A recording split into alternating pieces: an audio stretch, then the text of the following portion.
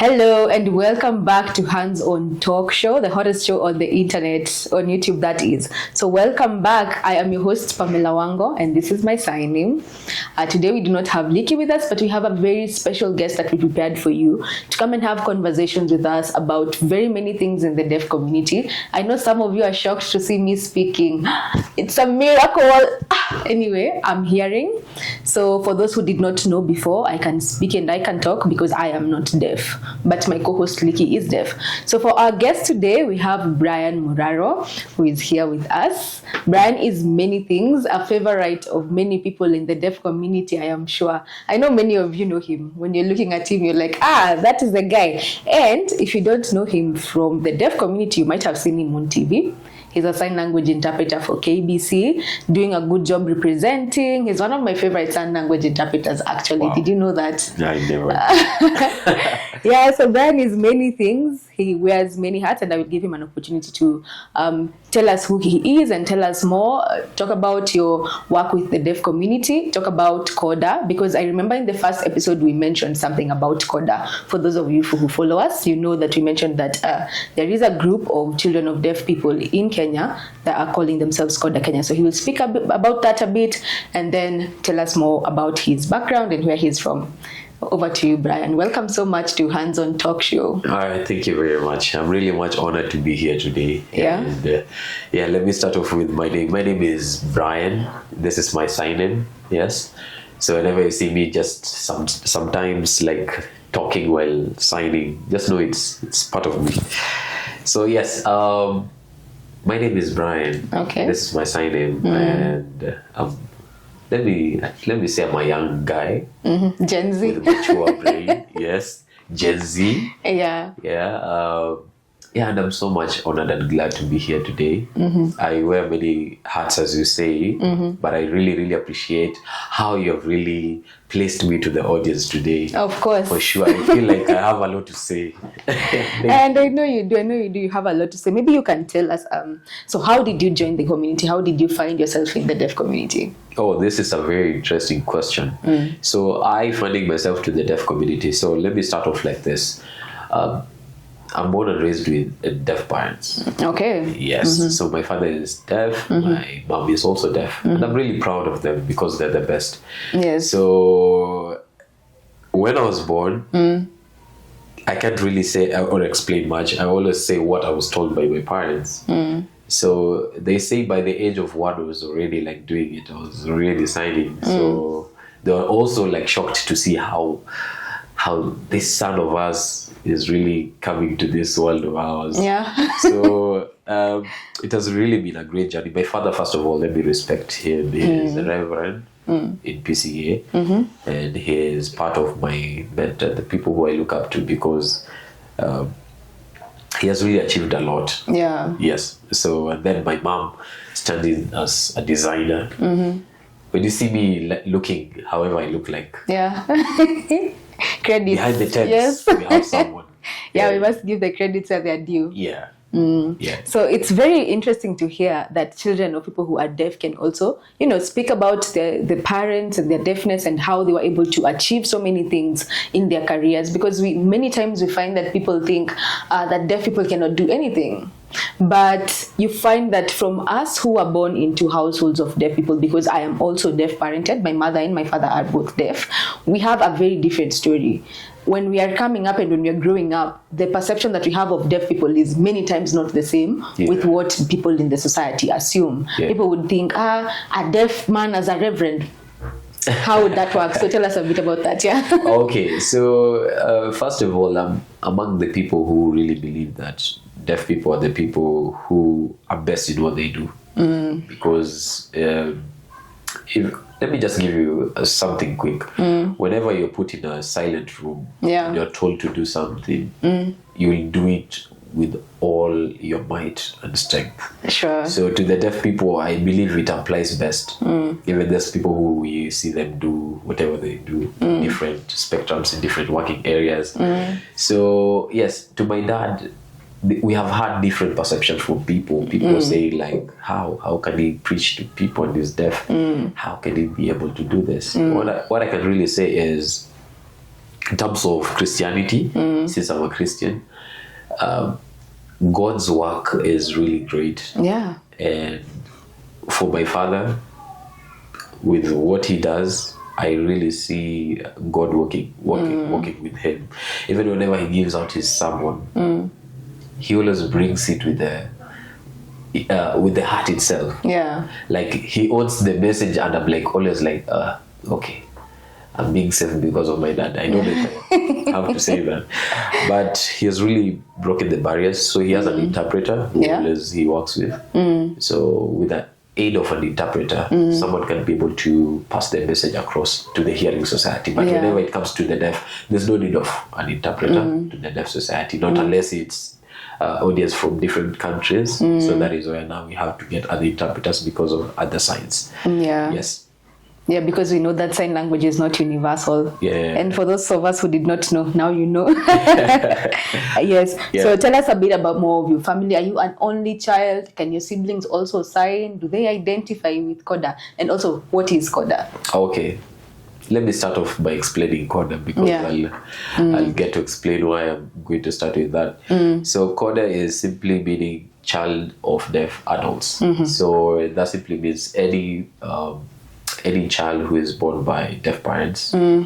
So they're regarded, or they're known as Kodas. So also there is an organization known as CODA Kenya, which embraces all these children and put them somewhere, and at least for them to get a platform to share with one another about the experience, at least bringing this feeling, not like a stigma, but something that to embrace and to be proud about.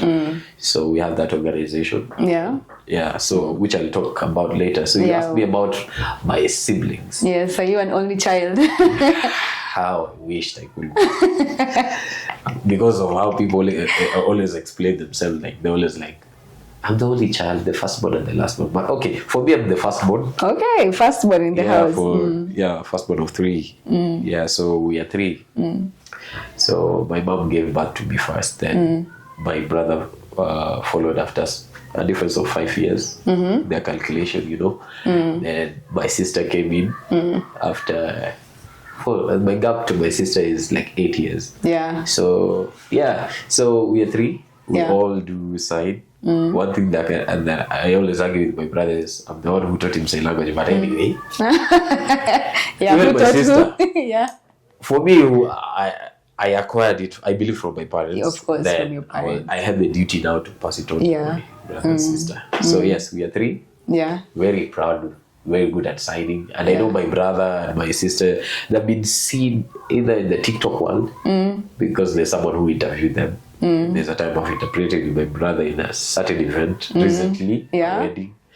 So that's what I can say about my family. It's nice, signing families. It's beautiful, even because we wish for a time when, even in households where parents are hearing and their children are deaf, we wish for a time when we can see those families signing, especially for those families, because you find when it's the reverse, when the parents are deaf and the children are hearing, many times we pick up the language. But when the child is deaf and the parents are hearing, many times there is that gap, and it's a very big gap, and it's a serious gap, because you imagine living in a household where you're not able to communicate with your mom or your dad. Now you can imagine if you did not learn, or if you never had the opportunity to learn, because we have coders who are in that position. Very true. And what I can really pass the message to them is, let us just be proud of where we are. You know, the first people or the best people who will ever attend to us is the best way are our parents. So if it happens your parent is deaf, make an effort of at least knowing the language, so that at least you can be in a position to understand them. Because we also do accept that either learned or not learned people, let me use that, they have their different perception of how deaf people like act and how they're supposed to live. And for us Kodas, we have a different view. Completely. Very different view. Yes. Like, let me just throw in a good example. For me, I'm a Koda, yes, I do also do interpretation. So it's not the best ideal for me to interpret for my done. You know, however much I might be, those people saying like I might be, yes, the best in the field. Yes, dare I say it? So yes, but me interpreting for my dad is okay. There are different words which people can use to really justify that, but what people don't get to understand is it's hard. Yeah, you know, it's really tough. It is really tough. Yes, you can support, but at most times, coders have a way of responsibility. People tend to bring coders as either the parent of the deaf parent. Exactly. So, which is maybe for me, I feel it's wrong. Yes, but it I is stand wrong. to be corrected. I also agree with you. Yeah. As a coder and as someone who has been in that position many times, and not even as an adult, but even when you are much younger, you would find yourself in a position where you went out with your parent, even to the market, for example. Yeah. And when they realize, before you speak, and everybody is assumed to be deaf, because that's again a thing. When you have deaf parents, people assume you're deaf automatically. Nobody will assume you're hearing. Yeah, true. So when you're going somewhere together, many times you find yourself, maybe it's a shop and they want to buy something, and maybe there's a bit of communication barrier, and you decide to step in. Now the attention shifts completely from the adults and comes to you, who is the child, and now they are relating with you as if you are the decision maker in this situation. And yet you're not. You're a child. And sometimes it really puts you in a position where, you know, it kind of brings on that responsibility. Like you're saying, you're forced to be responsible at a very young age, many times. And many times you're in a position where you don't really know, do I remove myself from this situation? Do I continue even if I'm uncomfortable? So it can be a very funny dynamic. Yeah, it's a tricky one. It's a tricky one.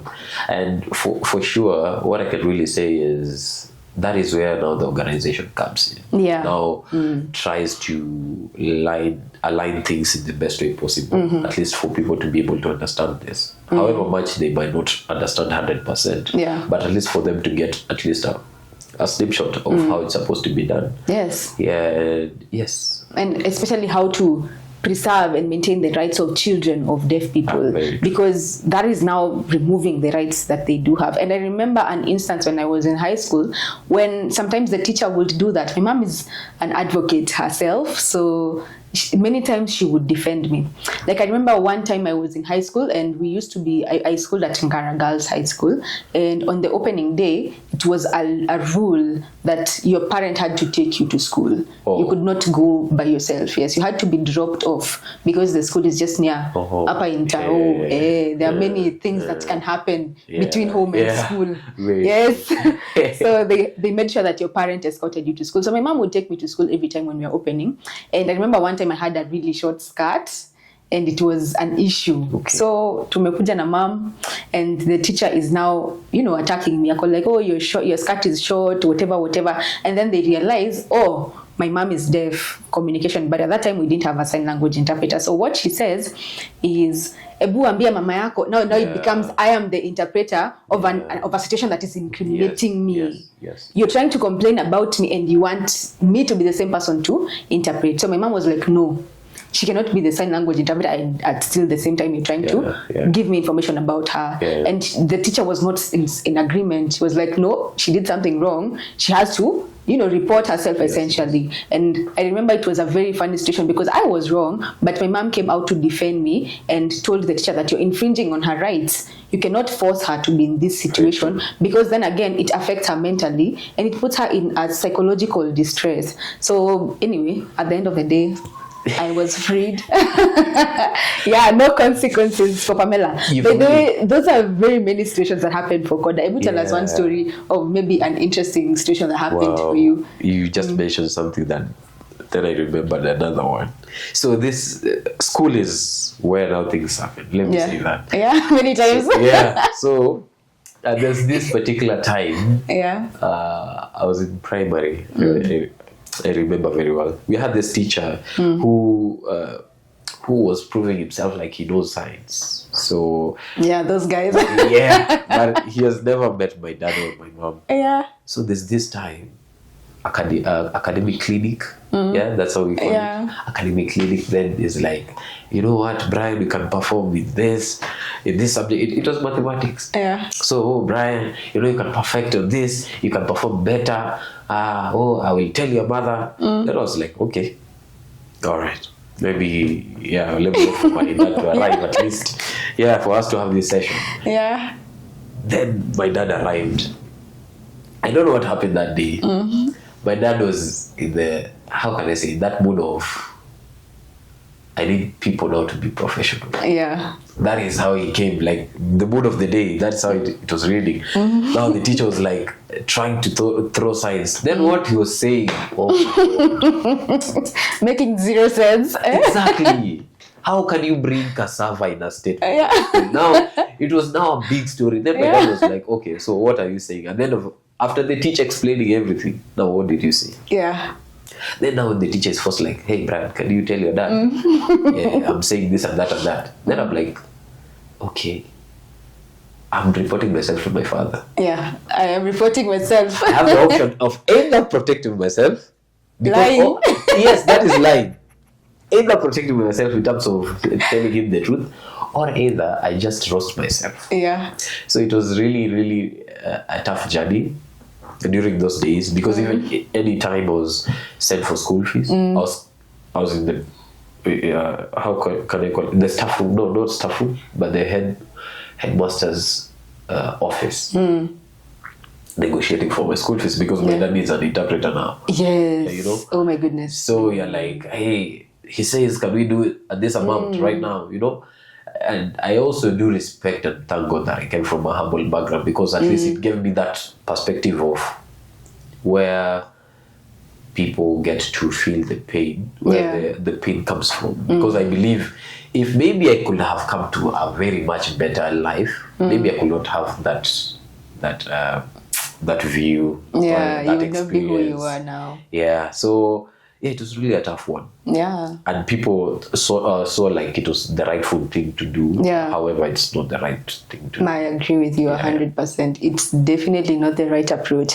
So just going into now further into your sign language journey, from when now you were younger and you were doing a bit of sign language interpretation, maybe for the school setting, in the household, just small things. But now you're doing it in a much larger scale. Yeah. You have gone into it as a career. So what do you think about sign language interpretation, first of all? And let's talk about the context of also of sign language interpretation in television, because I know you interpreted in KBC. I've also done a bit of TV work. I don't like to talk about it much. It was my embarrassing days. Every time someone sees me when I was interpreting there, and I don't know why they never find the serious clips when I was, serious news interpretation. They always find the song interpretation. You know the song? Yeah, the song ones. Oh, you're dancing awkwardly and you're not quite sure you're hearing the lyrics. Yeah, so tell us about your experience in TV. Okay, so first of all, as you said, I wear many caps. So part of the caps is interpretation. So let me just give you a snapshot of how I came to interpretation. Okay. So interpretation for me started when I was very young, because I was also engaging myself to situations where I'm going to interpret at a very young age, at maybe the police station. You find like those days the deaf people are being, arrested, but with no charges, because maybe they were found outside at night, or maybe there's this way in Kenya we say, wakati wa bendera inapandishwa. Yeah. Oh my God, you need to stand. On Fridays. Yes. You must hold. You must not move. So it was now a challenge, because now whenever they blew the whistle, the deaf people could not hear. So sometimes they were viewed like they were very rude, and yet they never knew what was happening. So I used to interpret during a very young age. So I started my interpretation journey at a very young age. Yeah. Then growing up, I've done really much of interpretation to my family side, because I was now like the voice of the family. Yeah. Then later on, God willing, via meeting some few people, because my interest is also elevating the deaf community. So I tried looking for other avenues of how to bring my skills so that it can assist many. I started off with CAC TV. There's a TV known as CAC TV around here in South Sea. So interesting. So CAC TV, it's a TV channel for church. So I started there. I remember my first time when I was doing it. I was like, hey, these lights, this big camera, just me alone. I'm like, oh, my father-in-law. Yeah. You're putting me in different troubles. But it was really great. Then later on, I moved to KBC. I really thank God. I also really thank the people who really assisted me a lot. Then, that is where even I am currently. And yes, interpreting in a TV channel is much different from other the real avenues. life setting. Yes, because you have a camera, you have a script. Yeah. Then also there's how the speaker might speak. A lot of lingo. Yes. So and a lot of wordplay. Exactly. Yes. You just mean something simple, but you just use jargon. Especially news. Yes. When they introduce it. Exactly. Welcome to Yes. at the top of the hour. Yes, so but it was a very good challenge at that time. Yeah. But right now I'm good at it. So I believe with what I have. But there's also still room for improvement. Of course, there is room for improvement. I feel like the TV interpretation did a lot for the deaf community. Yes.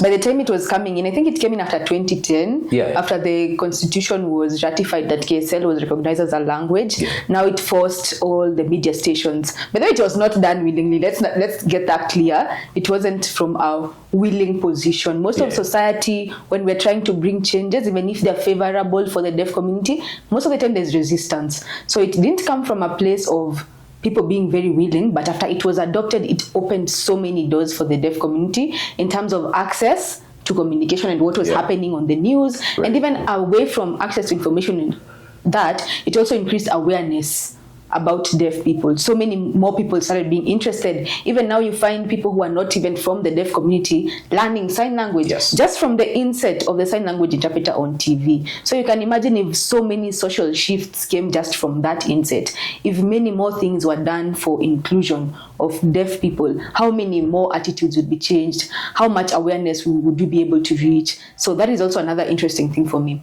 So talking about the sign language interpreter inset on TV, what are some of the challenges that you experience that you don't normally experience on the outside real life interpretation setting as a sign language interpretation as a sign language interpreter on TV? Sorry, because I know the settings are very different, and maybe your reaction time sometimes it may not be the same as the one in the real life station. So tell me some of the experiences that you've had and some of the challenges that you've had as a sign language interpreter on TV. Wow.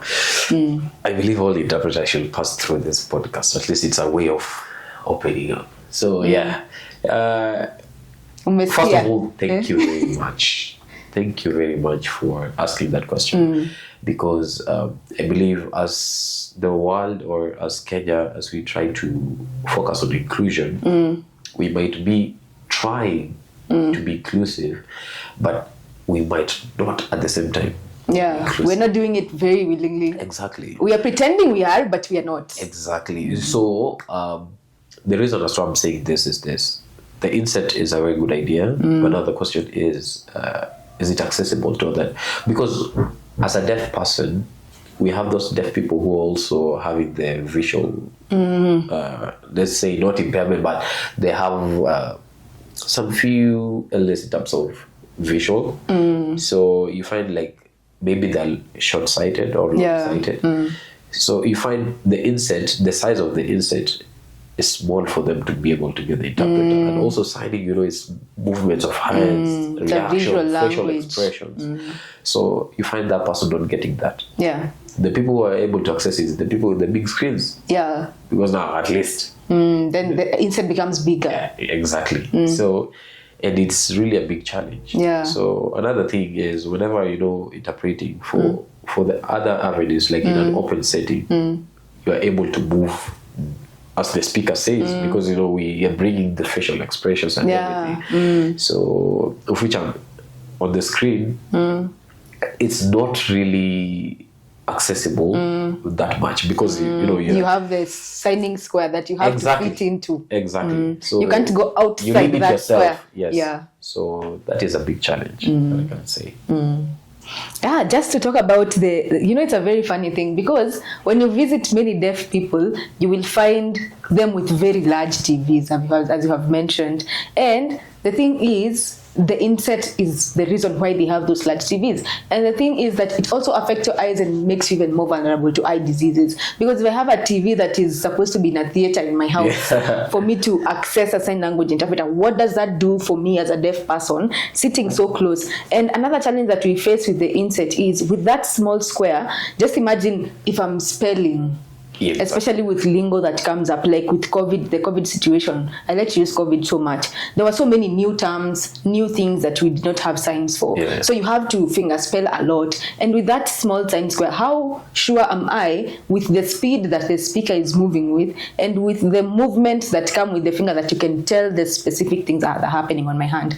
So those are some of the challenges that we experience on TV insets and the sign language interpretation in TV. Not that it's not a good thing, it's a very amazing thing. I've seen in some countries, actually, they do a complete split screen. Yeah. Yeah. And also, like the speaker half, the sign language interpreter half. Exactly. I wonder if we can do that in And also, there's a station, I don't know, it's Fox Media or what? International TV station. I don't know. But I can't really remember the media station. But I saw the interpreter is on a very good grid. The inset is like, large. The screen is like separated. Then also they have the captions. I know. We need to bring in captioning on TV. Yes. So the caption now, whenever the interpreter might be finger spelling and the deaf person might not have seen what the interpreter said, at least they can refer to the caption and know, okay, it's this word. Actually, and this is a very provocative thought. I always think that sign language interpretation is not enough accessibility for deaf people. People think that it is, but in my opinion, I don't think it is, because the sign language interpreter is not perfect. Let's admit that these people are human and they may not quite be able to get everything. You try and you try your best, but then again, English and Kenyan Sign Language are two different languages, and some things become lost in translation. So I feel like the most effective way is to always accompany a sign language interpreter with caption. Like captioning, yes, always have captioning in whatever, especially for things that can allow captioning. If it's a real life situation, we understand a sign language interpreter can be enough. But if it's things that are recorded, things that are media videos, we can do a sign language interpreter and still do captioning to supplement the sign language interpreter. And also this comes in because we also have different ways of how people become deaf. Sure. Yeah, so we have those people who became deaf maybe at a very older age. Now they are accustomed to how the hearing world works. And the language structure of the hearing world. Exactly. So whenever and how sign language is, it's in a different structure. So KSL. So you find for them, they feel fit. Whenever they feel the captions are the most accessible way for me as opposed to KSL. Yeah, so 100% agree. Yeah, so that is why I highly say that we have room for improvement every time. Yeah. So I don't know, but I really do believe that maybe one day, one time, as we work on for a better future, because like right now, the statistics of Kenya. More than 800,000 people are deaf in Kenya. That is a huge number. And this is an untapped society. Yeah. So even if it's checking on the business wise, it also makes sense because it's an untapped opportunity. So I can really advise, if this video reaches to the relevant people, at least let us look at it as an opportunity for us to become better. Yeah. Because if you become very much accessible, you increase the viewership number. Yeah. When the viewership number increases, at least there's something on your side that benefits, you know? Because we can't really say that we always pay for the TV. We don't say that. Yeah. What we always do is we can go ahead and follow up a program on a certain TV. So if maybe we see it as a way of also bringing other users to a station, maybe at least we can increase this, increase maybe the insert size, and also try adding the captioning, and also try to give room for the interpreter to be able to express themselves. Because you can find like a speaker laughing and at the same time saying a word, and at the same time moving, and you really want to do it. You want to do it because the sign language is because drama. That's what is happening. Sign language is drama. Yes. You have So to be whenever dramatic. you move, you find yourself you're like off the inset. Then you're like, oh my lord, let me come back again. Let me just give out the words. You know? Yeah. It's limiting, And another provocative thought: who actually needs the space? Is it the sign language interpreter or the one who is using spoken language? I believe it's the sign language interpreter. Yes, because I am the one who is communicating with my body. Yes. The other person is communicating with speech. Whether you have this much of a space, I will still hear you. Anyway, that is by the way. Yeah, so going back into Koda, I'm thinking about CODA Kenya. What do we have for CODA Kenya? What is the future for CODA Kenya? Let's go into that conversation. Okay. Okay, so for CODA Kenya, as I said, it's an organization that focuses on children of deaf adults. Yes, so this is an organization that was started a long time ago. And I really, really want to appreciate those people who came up with this thought of, having this idea of bringing an organization. So we have CODA Kenya right now, and also it has a group. So if there's any CODA outside there, just make sure you try to reach out. Yes, welcome to this platform. But we also have moments of retreat where at least CODA people come together and share what they have. At least have a time to put everything aside and also focus on themselves and at least enjoy nature. Yeah. So this year we had a retreat, in fact, in Kwale, and it was really awesome. Thanks to you. I know they might not know, but behind the tent, I received my flowers. Yes, so it was really awesome. Also, it was eye-opening. Also, it gave us an opportunity to see how the deaf world is being viewed, other than us being coders. Like how do other people view it? Then also we had the opportunity to see the abilities of deaf people. So right now, let me go back to CODA.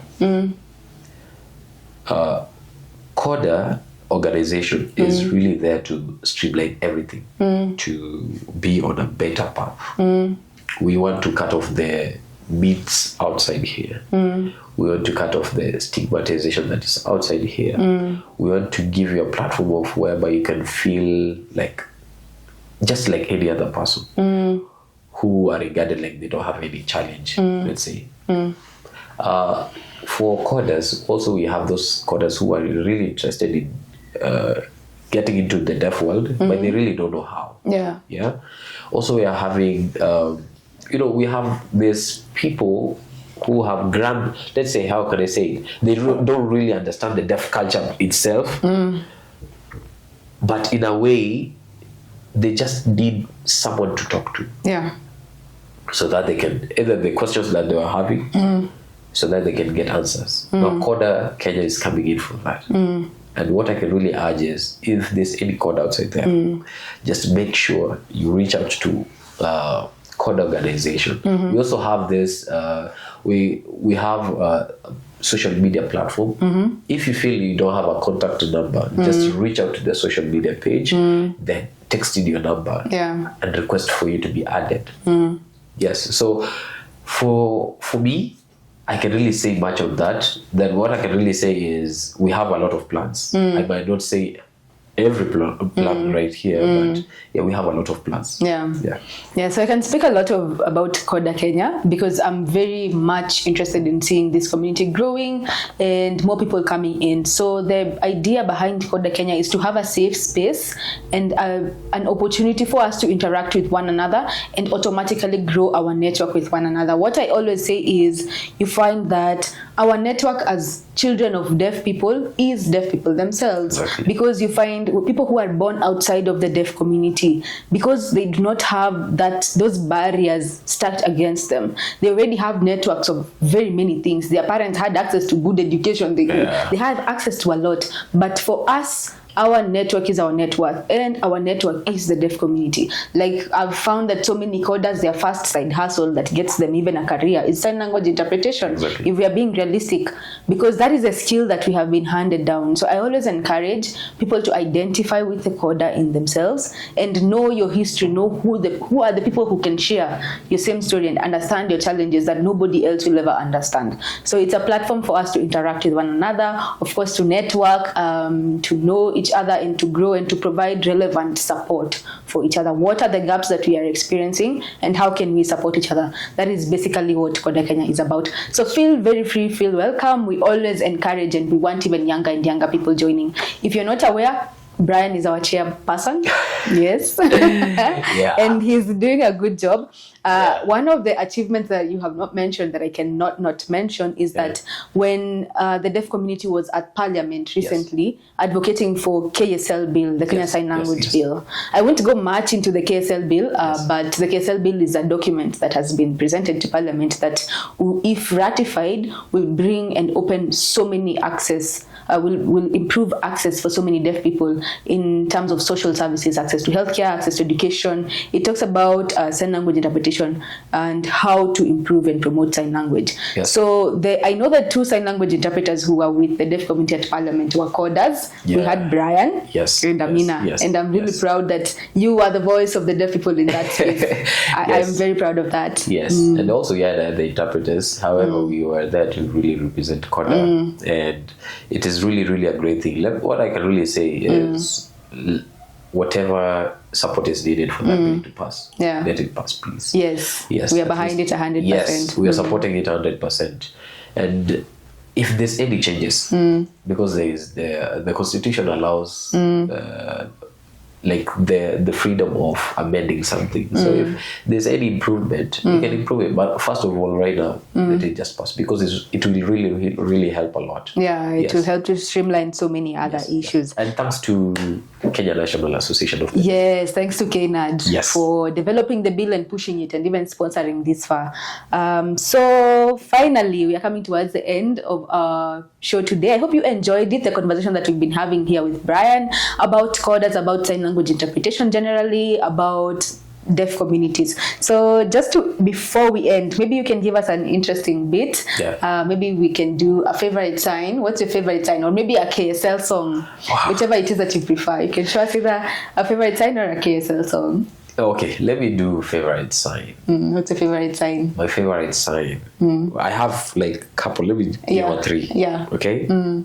So whenever you want to refer to someone very beautiful, let's say how you are. Wow, thank you. I'm not throwing words. In Kiswahili, sirushi mistari. Okay, so there's this. So normally we say beautiful, right? Yes, this is the KSL. But for me, what I always do is this, then this. Hey, wow! I haven't seen that one. They had a precious face. Yes, your face is gold. Yes, So then there's another one. Whenever, for example, I want to refer to someone being, maybe let's say, in love, or maybe attracted to someone, or maybe you saw someone who is really attractive. So whenever you, for example, this is this is one person. There's one person. This is the other one. So this one, look at this one. The eyes, they're like a droll, like, oh wow, you know, like how the eyes. You're confused. Like confused, So this or this, it's really, really great. I have a crush. Yes, I have a crush on you.